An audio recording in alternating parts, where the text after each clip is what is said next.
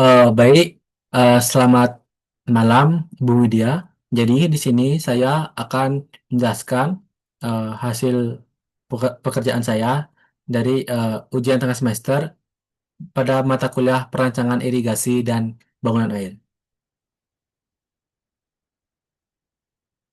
Jadi di sini oleh saya sendiri yaitu Farsafina Nura Kasibi dengan NIM akhiran 046. Jadi soal UTS kali ini itu ada 5 soal, yaitu yang pertama itu ada jelaskan bagian-bagian bendung dan fungsi dari bagian bendung tersebut. Yang kedua ada jelaskan sketsa rencana tinggi air di bendung dan hal-hal yang dihitung untuk mendapatkan analisis hidrolika di bendung. Kemudian yang ketiga, jelaskan tahapan perhitungan dan penentuan jenis mercu dan cara menggambarnya. Dan yang keempat, jelaskan bagaimana tahapan penentuan apron dan creepline dan apa saja yang harus dipertimbangkan ketika merencanakannya. Kemudian yang kelima, jelaskan bagaimana tahapan perhitungan tekanan air normal, tekanan air banjir, dan tekanan lumpur, dan jelaskan hal-hal yang harus diperhatikan dalam perhitungannya. Kemudian di sini saya akan menjawab pertanyaan dari nomor satu dulu. Itu ada bagian-bagian bendung. Itu terbagi menjadi empat. Yang pertama ada bangunan utama, yang kedua ada bangunan pengatur, yang ketiga ada bangunan pelengkap, dan yang terakhir ada saluran irigasi. Untuk yang pertama itu ada bangunan utama itu terdiri dari tubuh bendung, yaitu bagian utama bendung yang berfungsi menahan, mengalirkan, dan mengatur aliran sungai. Tubuh bendung mencakup mercu atau tempat air melimpas dan bagian struktur yang menahan tekanan air di hulu.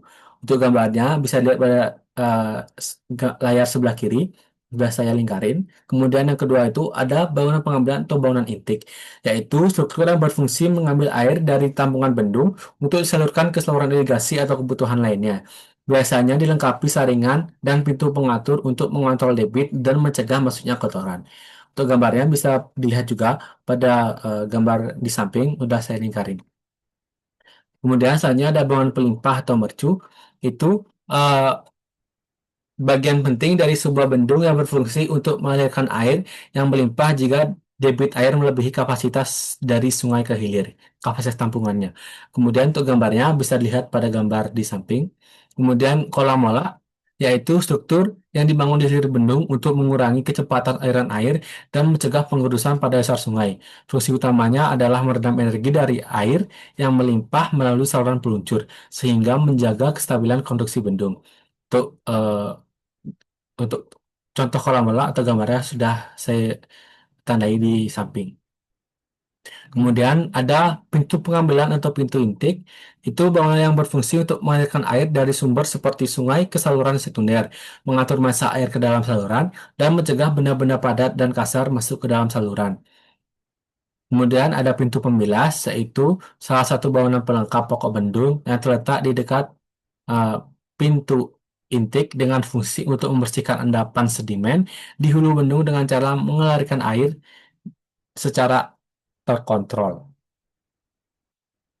Kemudian yang terakhir ada dinding pemisah, yaitu struktur vertikal pada bendung yang berfungsi untuk memisahkan antara bagian bendung dan bagian pemilasan, sehingga pada saat pemilasan kecepatannya dapat diatur. Selama pemilasan tidak boleh ada air yang mengalir di atas dinding pemisah karena air ini akan mengganggu. Kemudian bagian bendung yang kedua itu ada bangunan pengatur. Itu dibagi juga menjadi dua. Ada bangunan bagi dan bangunan sadap. Untuk bangunan bagi itu ada struktur yang berfungsi untuk membagi aliran air dari satu saluran irigasi menjadi dua atau lebih saluran. Untuk gambarnya bisa dilihat pada gambar. Dan yang kedua itu ada bangunan sadap, itu struktur yang mengambil air dari saluran primer atau sekunder untuk disalurkan ke saluran tersier. Bisa lihat pada gambar, itu yang lurus itu merupakan bangunan sadap, dan yang kiri itu merupakan bangunan bagi. Lanjut, kita ke bagian bangunan ketiga itu ada bangunan pelengkap. Yang pertama ada papan duga, yaitu alat ukur yang digunakan dalam konstruksi bendung untuk menentukan elevasi atau tinggi muka air. Alat ini berfungsi sebagai referensi dalam pengukuran dan pemantauan aliran air, sehingga memastikan bahwa operasi bendung berjalan sesuai rencana.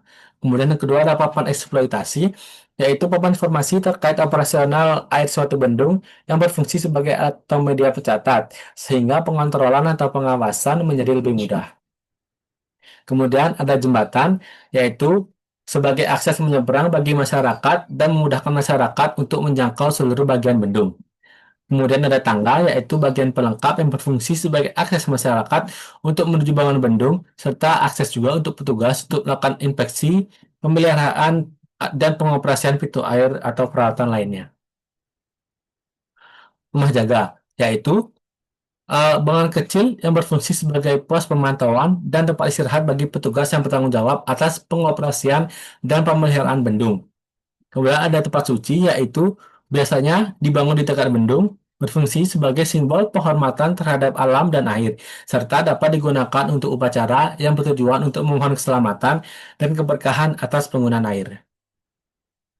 Selanjutnya, ke bagian bendungan terakhir itu ada saluran irigasi, yaitu pertama itu ada saluran primer, yaitu yang berfungsi untuk mengalirkan air dari jaringan utama seperti bendung atau waduk menuju saluran sekunder dan petak-petak tersiar yang akan diairi. Saluran primer ini biasanya memiliki dimensi yang lebih besar daripada saluran sekunder atau tersier. Kemudian yang kedua ada saluran sekunder, yaitu saluran yang berfungsi untuk mengalirkan air dari saluran primer ke saluran tersier dan petak-petak pertanian yang dilayani. Saluran sekunder biasanya memiliki ukuran yang lebih kecil dibandingkan dengan saluran primer, tetapi lebih besar dari tersier, dan dirancang untuk mengoptimalkan aliran air ke lahan pertanian. Selanjutnya itu ada saluran tersier, yaitu jaringan irigasi yang berfungsi untuk menyalurkan air dari saluran sekunder langsung ke lahan pertanian atau petak-petak tersier, dan memastikan distribusi air yang efisien untuk kebutuhan pertanian. Selanjutnya, yaitu saluran quarter, yaitu saluran dalam sistem irigasi yang berfungsi untuk membawa air dari saluran tersier ke petak-petak sawah yang akan diairi. Mungkin itu saja penjelasan saya untuk nomor satu. Kita lanjut ke nomor dua.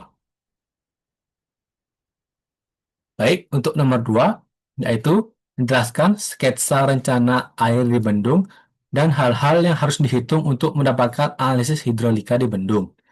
Baik, untuk langkah yang pertama itu, eh, kita harus menentukan kapasitas sungai. Sebelum itu, kita di sini ada data perencanaan, yaitu untuk Ki Banjir rencananya 203 meter kubik per detik, lebar dasar sungai ada 53 meter, elevasi sungai di dasar bendung ada 150 meter, elevasi sawah terjauh ada 152 meter, elevasi muka tanah tepi sungai di lokasi bendung ada 239 meter, slope-nya ada 0,01, dan pengambilannya 1 meter kubik per detik. Itu. Kemudian ada data tambahan, yaitu berat sedimennya ada 2,6 T per meter kubik, ada kedalaman air sawah, kehilangan tinggi energi di saluran box tersier, kehilangan tinggi energi di bawah salep tersier, itu 0,10 meter, kemudian ada jaringan primer, ja- eh, variasi muka air eksploitasi di jaringan primer, panjang dan kemiringan saluran primer, kehilangan tinggi energi pada bangunan ukur di jaringan primer itu ada 0,20 meter. Kemudian di uh, kehilangan tinggi energi di pintu pengambilan saluran itu 0,15 meter. Kemudian panjang pemilikan kantong lumpur 0,10 dan kehilangan tinggi di pintu pengambilan utama dan tinggi cadangan untuk mercu itu 0,15 meter. Dari data tersebut kita bisa menghitung. Yang pertama kita menghitung kapasitas penampang sungai, yaitu diketahui lebarnya tadi 53 meter, Ki banjir rencananya 203 meter kubik per detik, I-nya 0,01, ada M-nya ada 1, kemudian gamma B-nya ada 1,3. Kemudian kita masuk ke tabel untuk menghitung tinggi air maksimum. Ini langkah yang pertama, menghitung tinggi air maksimum pada sungai, yaitu eh, kita eh, menggunakan cara trial and error untuk mendapatkan hasil D3-nya. Nah, itu eh, dengan cara D3-nya ini kita coba-coba. Kemudian A-nya ini ada rumusnya, yaitu B plus M kali D3 kali D3. Itu B-nya kita dapat dari sini, D3-nya kita dapat dari sini. Kemudian P-nya dengan rumus B plus 2 kali D3 akar 1 plus M kuadrat. Kemudian R-nya juga rumusnya A per P. C-nya rumusnya 87 per 1 ditambah gamma B per akar R. Dan V-nya ada rumusnya C kali pangkat R. kali I, kemudian Q-nya ada rumusnya itu A kali V. Kemudian kita melakukan hasil error sini yang nol-nolnya itu 1,95. Dan kita melakukan hasil tinggi air maksimumnya itu 1,95 meter. Kemudian eh, kita eh, menentukan FR-nya itu, kita geser dulu sedikit. Nah, untuk FR-nya itu rumusnya V per akar gravitasi kali D3, itu V-nya itu eh, kita dapatkan ini, V-nya 1,90, yaitu dibagi akar gravitasi 9,81 dikali D3 1,95, kita mendapatkan hasil 0,43. Kemudian kita lihat tabel syaratnya, jika FR-nya uh, kurang dari satu, merupakan aliran subkritis. Jadi ini merupakan aliran subkritis. Kemudian lanjut, kita menghitung bagian-bagian bendung. Pada perhitungan ini dapatkan lebar bendung, tinggi jagaan, lebar pintu keras, dan jumlah dari pintu penguras. Kemudian kita lanjut sini, lebar maksimal pintu pengerasnya itu ada dua, menggunakan pintu baja, lebar pilar ada dua, dan jumlah pilar ada empat.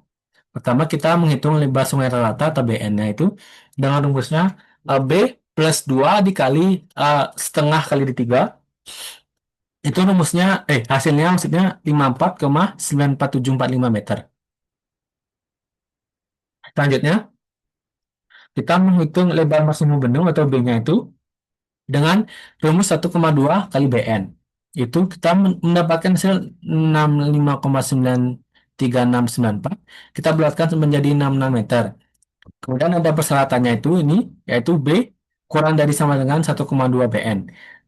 Karena B-nya 66, 1,2 BN juga 66, jadi persyaratan ini oke. Kemudian kita lanjut ke B1 atau lebar pintu pembilas. Itu kita menghitung 3, yaitu sigma B1 lebar atau lebar total. Itu rumusnya B per 10. Jadi 66 bagi 10 yaitu 6,6 meter. Kita melakukan hasil. Yaitu banyak pintu. Selanjutnya ada baik pintu atau N. Rumusnya sigma B1 per 2, yaitu kita mendapat hasil 3,3 dan kita bulatkan menjadi 4 buah. Kemudian untuk lebar lebar pintu atau B1-nya dengan rumus sigma B1 dibagi 4, 4 karena banyaknya ada 4, 4 ini. Kemudian kita mendapatkan hasil 1,65 meter. Kemudian ada syaratnya yaitu uh, B1-nya ini harus lebih besar sama dengan sama dengan 1,5 dan kurang dari sama dengan 2. Karena hasilnya 1,5, 1,65 itu lebih dari 1,5 dan kurang dari 2, maka persyaratannya adalah oke. Kemudian selanjutnya menghitung lebar efektif bendung. Jadi kita di sini menghitung lebar efektif bendung dengan rumus B min sigma T min 0,2 dikali sigma B. Jadi di sini kita mendapatkan hasil 56,68 meter. Jadi kita mendapatkan hasil lebar efektif bendung itu 56,68 meter. Kemudian selanjutnya kita menghitung tinggi mercu bendung, yaitu dengan rumusnya tinggi elevasi mercu dikurangi tinggi elevasi sungai. Tinggi elevasi mercu ini kita dapatkan dari data yang tadi, itu ditambah semua, kemudian mendapatkan hasil 153,45 dikurangi tinggi dasar sungai, elevasi dasar sungai itu kita mendapatkan dari sini, dari data, yaitu akhirnya tinggi mercu bendungnya itu kita dapatkan 3,45 meter. Oke, selanjutnya kita lanjut ke uh, yang langkah kedua, yaitu melakukan perhitungan hidrolika bendung. Yaitu pertama sini kita melakukan perhitungan tinggi air maksimum di atas bendung.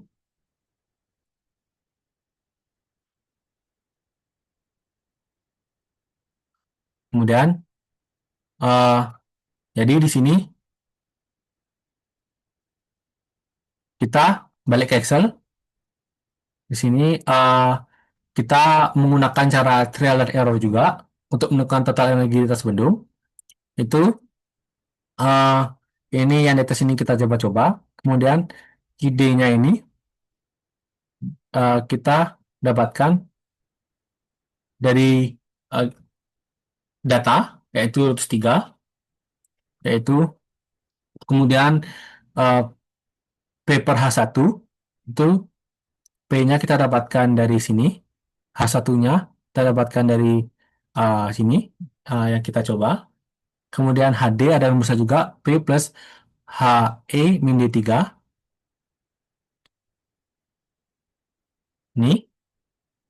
Kemudian ada P per HD dan H1 per HD. Kemudian untuk channelnya memang sudah diketahui 1,3. Dan untuk C1 dan C2 ini kita mencarinya dengan menggunakan uh, tabel di sini, grafik di sini maksudnya.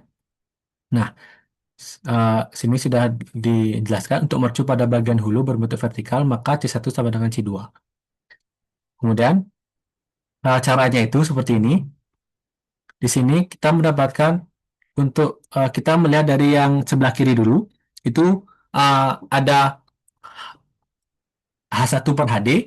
Kita lihat dulu H1 per HD-nya di tabel.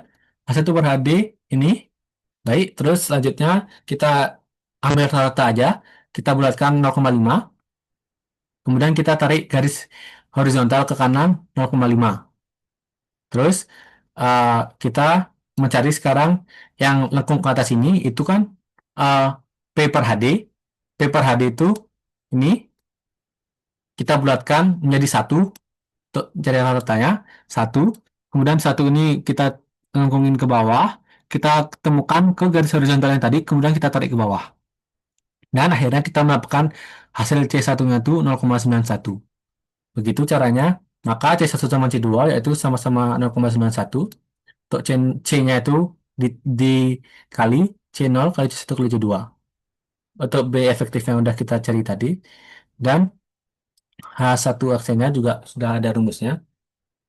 Kemudian kita mendapatkan tinggi energi total di atas bendung itu dengan cara trial and error, yaitu 1,58 meter.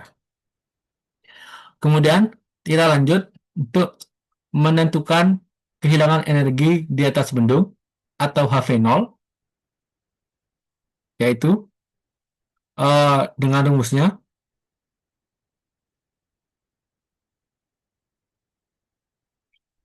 ini, eh, kita menggunakan cara trial and error yang juga ada rumus-rumusnya,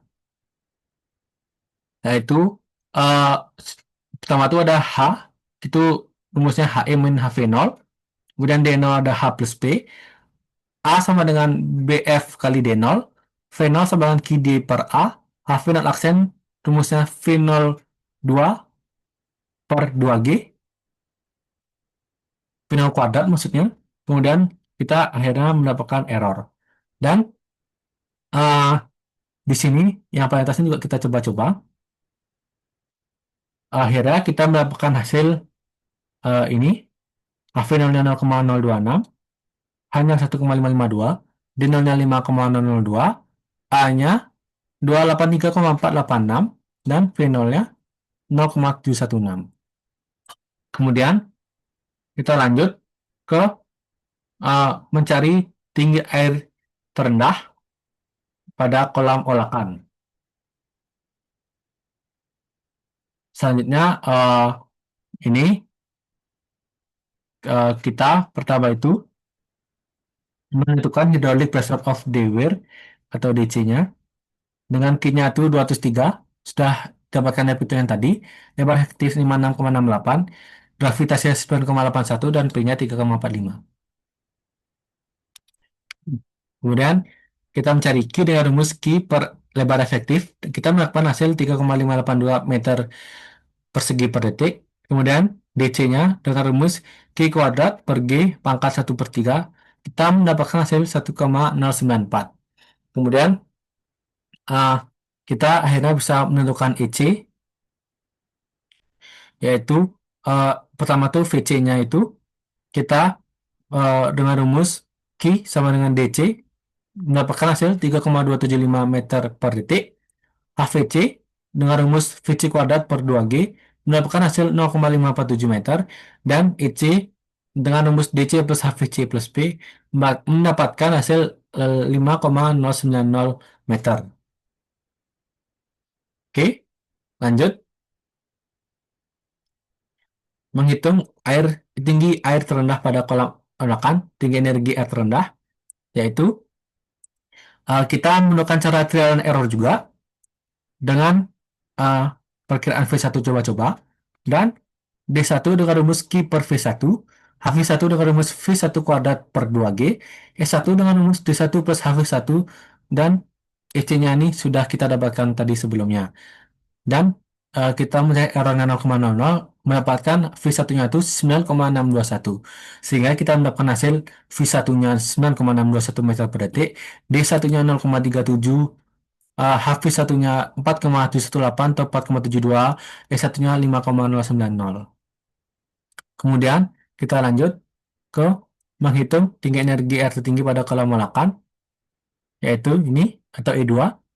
Pertama itu kita menghitung FR dengan rumus V1 per akar G kali D1. Kita mendapatkan hasil 5,035.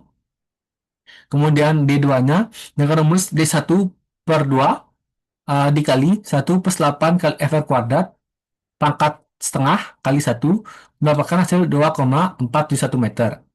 Kemudian untuk V2-nya kita menghitung dengan rumus Q per D2 mendapatkan hasil 1,449 meter per detik. Kemudian HV2 dengan rumus V2 kuadrat per 2G mendapatkan hasil 0,107 meter. Dan E2-nya dengan rumus D2 plus HV2 mendapatkan hasil 2,578 meter. Kemudian lanjut kita menghitung tinggi energi di hilir bendung. Gitu, kita menghitung V3 yang pertama. V3-nya itu dengan rumus Q per D3, yaitu mendapatkan hasil 1,839. Kemudian HV3 dengan rumus V3 kuadrat 2G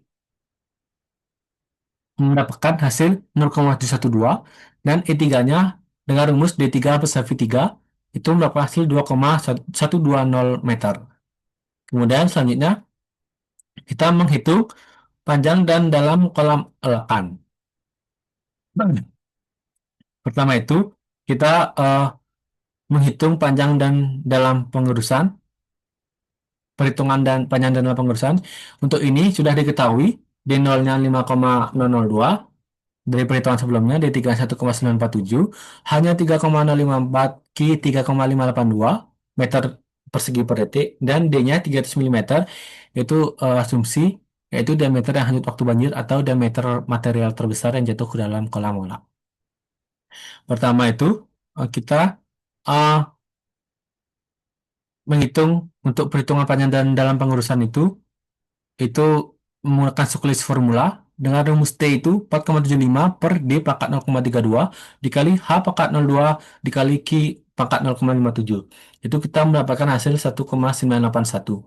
Kemudian untuk perhitungan panjang pengurusan scoring length kita diketahui V1-nya 9,621 meter per detik, hanya 1,552 meter, dan P-nya 3,4 meter. Kemudian kita menghitung angle Holzer formulanya dengan L-nya rumusnya V1 tambah akar 2G kali H dikali akar 2P per G plus H. Kemudian mendapatkan hasil 14,248 meter. 14,248 saja. Kemudian kita rekap semuanya elevasi masing-masing titik tadi, yaitu kita rekap di tabel ini. Untuk D0-nya 05, V0 0,72, HV0 0,03, D1 0,37, V1 9,62, HV1 4,72, E1 4,09, D2 2,47, V2 1,45, HV2 0,11, E2 2,58, D3 1,95, V3 1,84, HV3 0,17, E3 2,12, DC 1,09, VC 3,28, HVC 0,55, dan EC itu 5,09. Untuk H-nya itu 1,55, HE-nya 1,58, P-nya 3,45, T-nya 1,981, dan L-nya 14,25. Kemudian kita selanjutnya menghitung elevasi pada tiap titik, yaitu pertama itu untuk dasar sungai, elevasi dasar sungai itu sudah diketahui di eh, rumus yang tadi. Sebelumnya, untuk titik ini eh, bisa kita gambarkan di AutoCAD-nya langsung. Itu ini untuk D0 ini, untuk AV0, untuk HI, untuk P-nya, ini V0, ini VC, ini DC-nya tadi, HVC, ini EC-nya, kemudian V1-nya ini 9,621 tadi, VC, kemudian lanjut sampai terakhir, semua kita masukkan di dalam AutoCAD. Selanjutnya, eh, di dasar sungai, ini 150 meter, ini memang sudah ada, nih dasar sungai 150 meter, di dalam tadi perhitungan juga sudah. Kemudian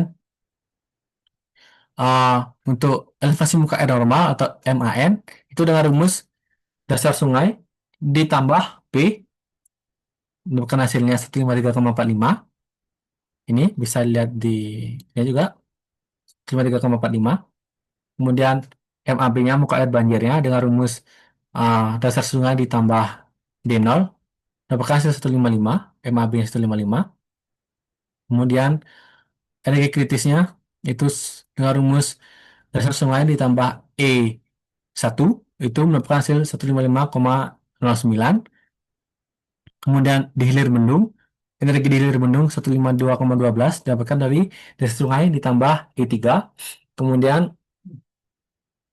untuk dasar kolam Walakan itu dengan rumus dasar sungai dikurang T min uh, D3 mendapatkan hasil 149,97 ini. Kemudian sungai maksimum di hilir dengan rumus dasar sungai ditambah D3 mendapatkan hasil 151,95.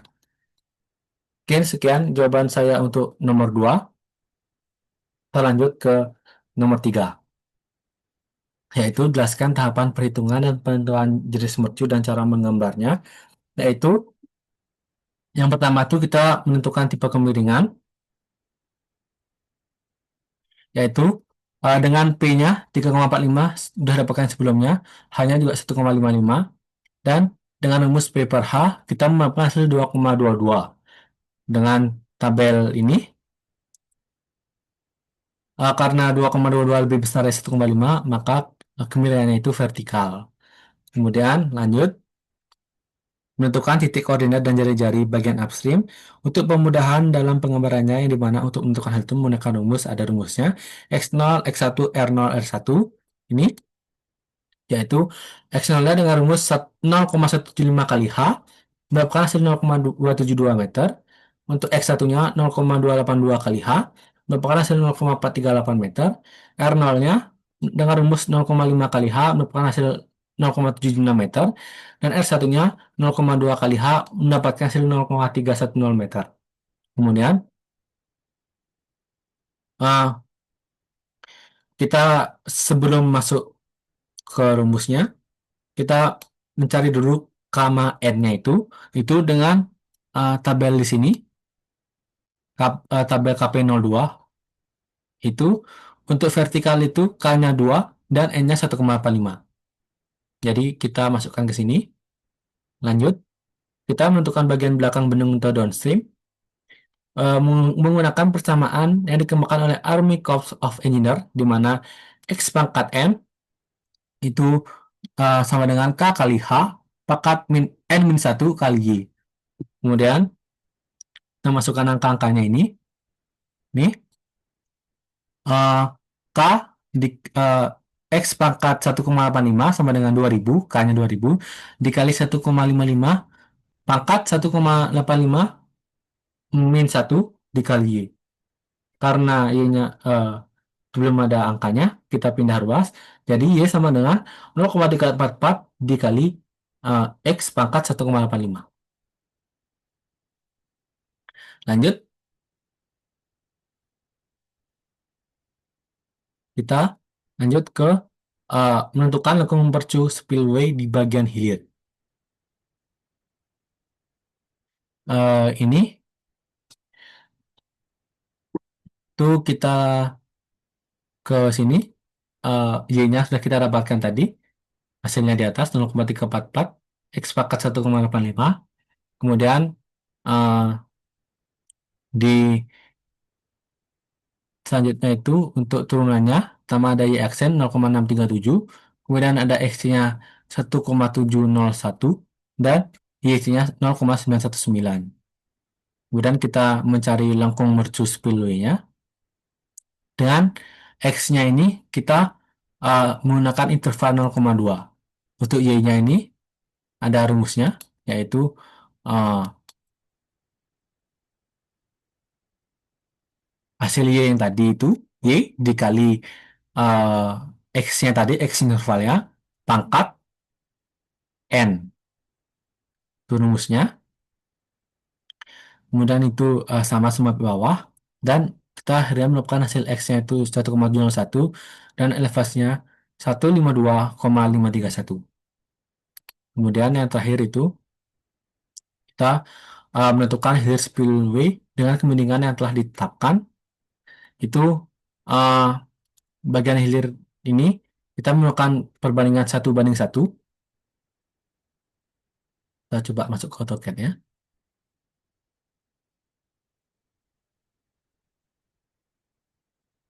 Ini pokoknya 1 banding 1 di sini. Kemudian ini 1 banding 1. Ini. Nah, ini tadi yang lengkung mercu dengan X-nya 1,701 dan Y-nya 0,92. Ini 1,701, ini 0,92. Ini kemudian 1 banding 1. Dan kemudian lanjut untuk yang ini dengan kemudian 1 banding 1. Kita masukkan elevasi yang sudah kita buatkan tadi. X-nya juga masih dengan elevasi 0,2. Kemudian kita mendapatkan hasil itu di uh, 2,564 X-nya dan elevasinya 149,967 itu sama dengan elevasi dasar kolam molakan. Ini kita dapatkan ini. Nih, oke. Tuh, pada langkah ini hasil yang didapat itu kemungkinan yang didapat untuk pengembaraan dari hilir spillway tersebut. Itu yaitu kita menggunakan jenis mercu eh, OG. Kita jelaskan satu-satu dulu untuk tetap itu ada karakteristiknya itu tidak memiliki pintu. Kemudian pemilihannya itu cocok untuk debit tetap.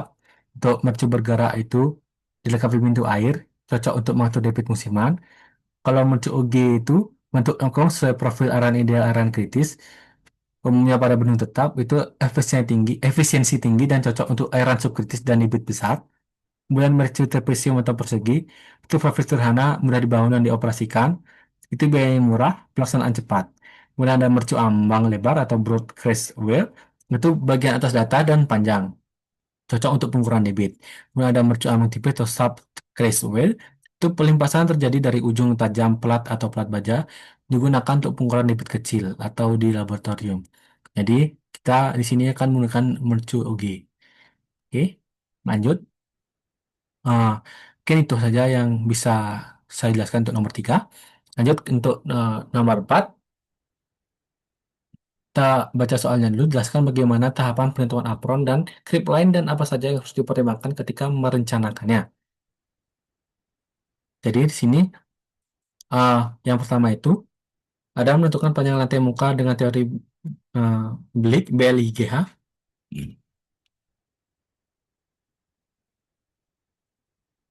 Itu berdasarkan teori Blake, prosedur mencari panjang apron dengan hidrolik gradient ini menggunakan perbedaan tekan sepanjang garis aliran.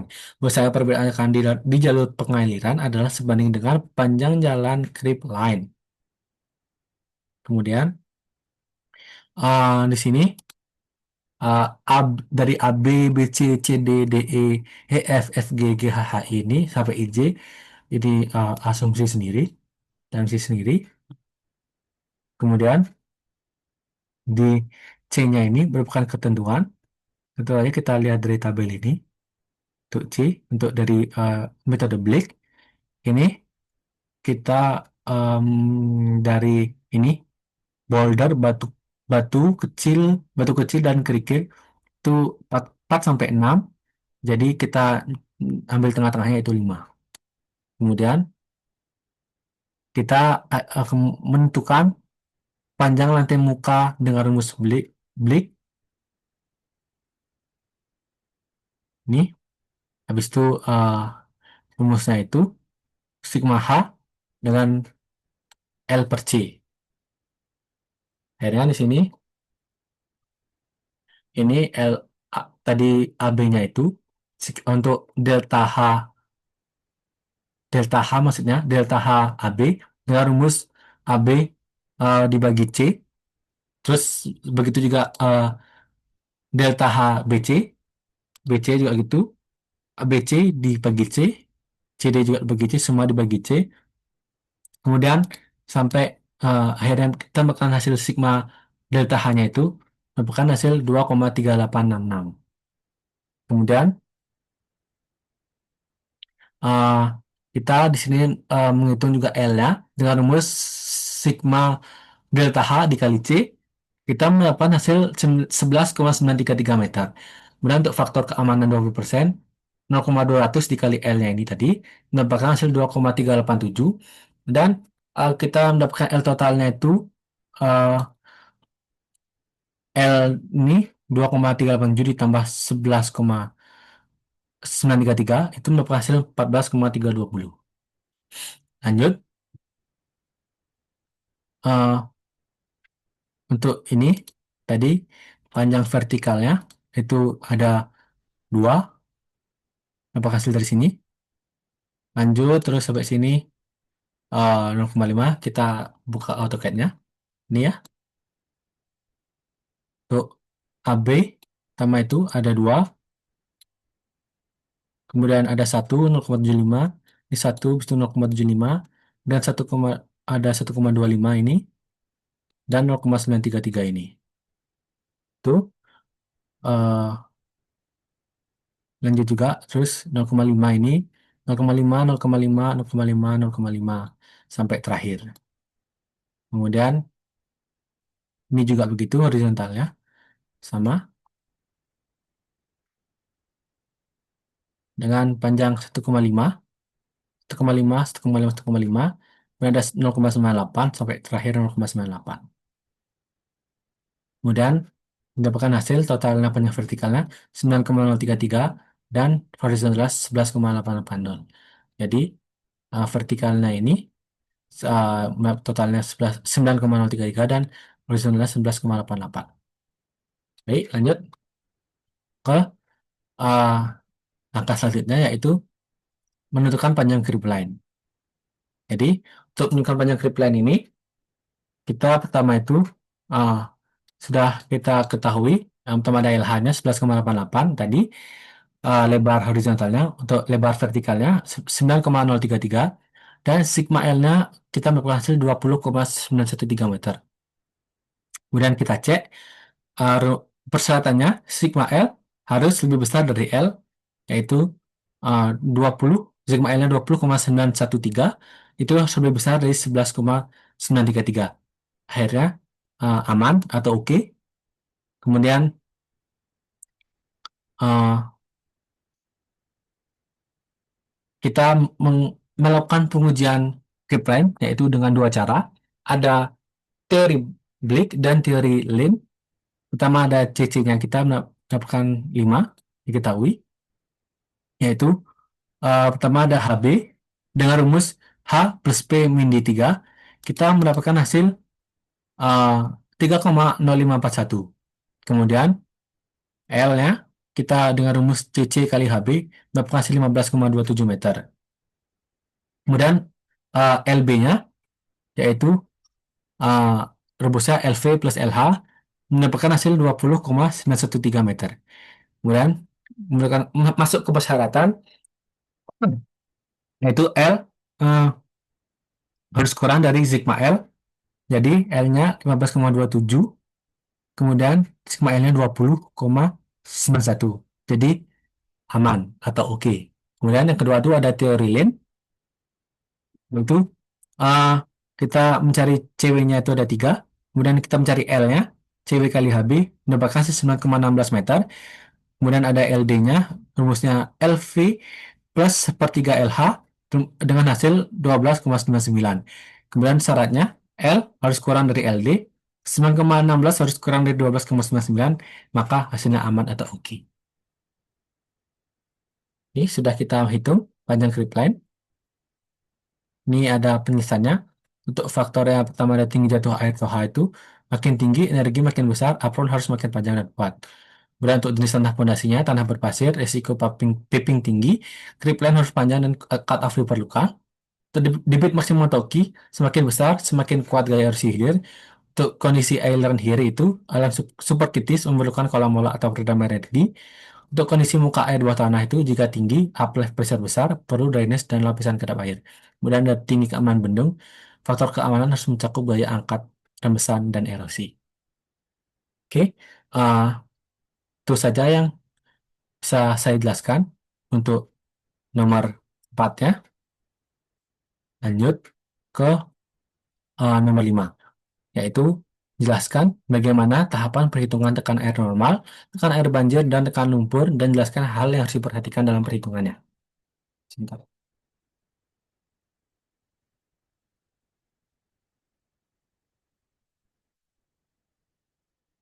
Baik, untuk yang pertama itu, kita Excelnya kita pindah dulu ke stabilitas,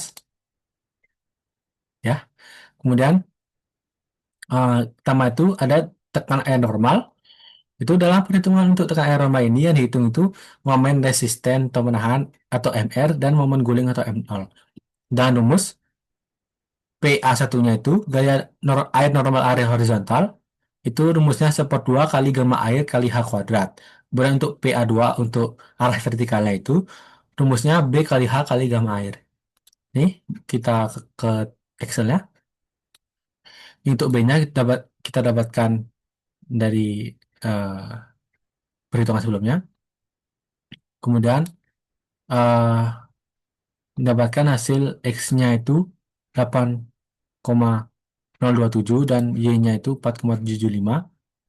Untuk MR dan MO-nya itu kita mendapatkan hasil MR-nya itu uh, 35,946 dan M0-nya itu 28,417 ton meter.